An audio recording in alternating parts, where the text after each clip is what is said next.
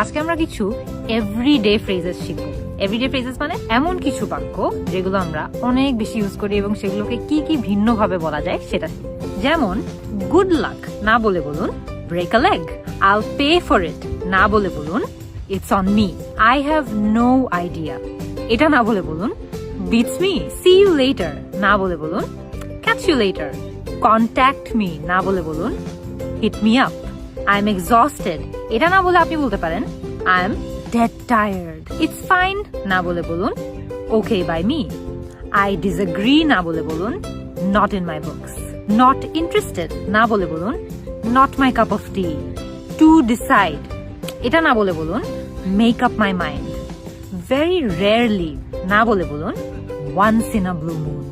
আমরা কিন্তু খুব মজা করে আজকে ক্লাসে শিখে ফেললাম যে কিভাবে এভরিডে কিছু ফ্রেজেস যেমন প্রত্যেক দিনের দৈনন্দিন ব্যবহার করার মতো কিছু বাক্য অন্যভাবে কিভাবেও খুব সুন্দর করে বলা যায়।